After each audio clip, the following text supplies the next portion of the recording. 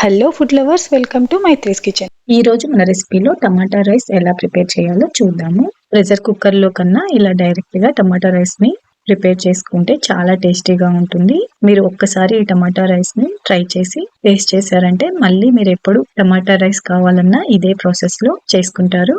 Okay, ఇప్పుడు మనం టమాటా rice ఎలా ప్రిపేర్ చేయాలో చూద్దాము.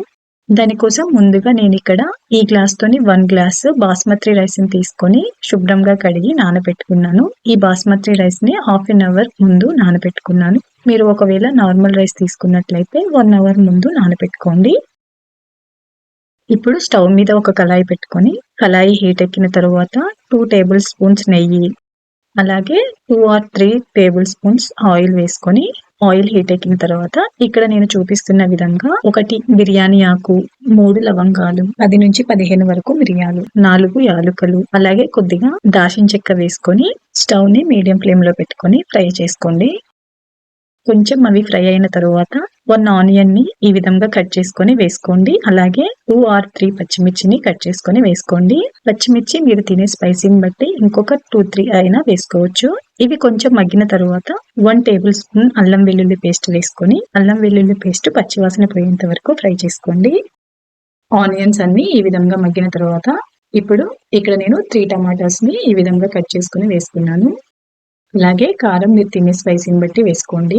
కొంచెం పసుపు ఎక్కువగా వేసుకోవద్దు, కొంచెమే వేసుకోండి. అలాగే 1 స్పూన్ ధనియాల పౌడర్, 1/2 స్పూన్ జీలకర్ర పౌడర్, సాల్ట్ మీ టేస్ట్కి తగ్గట్టుగా వేసుకొని అలాగే కొంచెం కొత్తిమీరను కూడా ఈ విధంగా సన్నగా కట్ చేసుకొని వేసుకోండి. నేను తీసుకున్న 250 గ్రామ్స్ రైస్ కి 3 టమాటాస్ ని కట్ చేసుకున్నాను. మీకు ఎక్కువ టమాటా ఫ్లేవర్ కావాలి అనుకుంటే ఇంకా 1 or 2 టమాటాస్ ని కూడా వేసుకోవచ్చు. ఒకసారి గింటెతో బాగా కలుపుకున్న తర్వాత ఇప్పుడు మూత పెట్టి టమాటాస్ మొత్తం కూడా బాగా కుక్ అయ్యేంత వరకు కుక్ చేసుకోవాలి. మధ్య మధ్యలో మూత తీసి కలుపుకుంటూ ఉండండి. చూస్తున్నారు కదా వీడియోలో, ఇక్కడ నేను చూపిస్తున్న విధంగా టమాటాస్ మొత్తం కూడా బాగా మెత్తగా ఉడికేంత వరకు ఉడికించుకున్న తర్వాత ఇప్పుడు ఇక్కడ నేను కొన్ని ఫ్రైడ్ ఆనియన్స్ ని వేసుకుంటున్నాను. మీ దగ్గర ఫ్రైడ్ ఆనియన్స్ ఉంటే వేసుకోండి, లేకపోతే స్కిప్ చేయొచ్చు, పర్వాలేదు.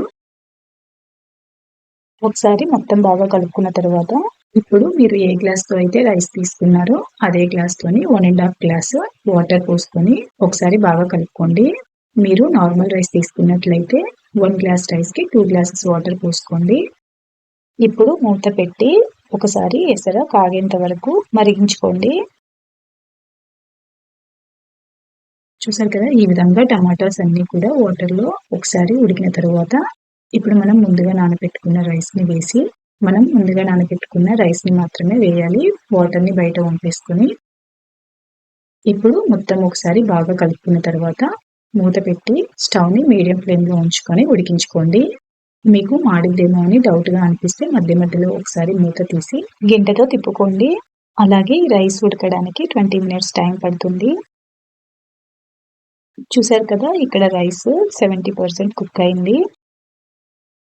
రైస్ ఈ విధంగా పలుకుగా ఉన్నప్పుడు స్టవ్ ని సిమ్ లో పెట్టుకొని మూత పెట్టి ఉడికించుకోండి. ఇప్పుడు రైస్ 10 to 15 minutes లో ఉడికిపోతుంది.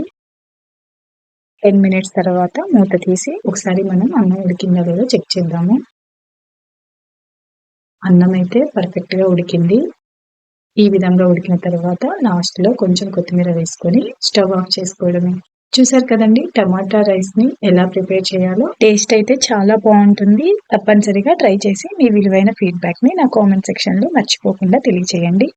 అలాగే మీకు కనుక ఈ వీడియో నచ్చినట్లయితే ప్లీజ్ ఒక చిన్న లైక్ చేసి షేర్ చేయండి. అలాగే నా ఛానల్ ని సబ్స్క్రైబ్ చేయడం మాత్రం అస్సలు మర్చిపోకండి. Thank you for watching. మళ్ళీ నెక్స్ట్ వీడియోలో కలుద్దాం. Bye bye.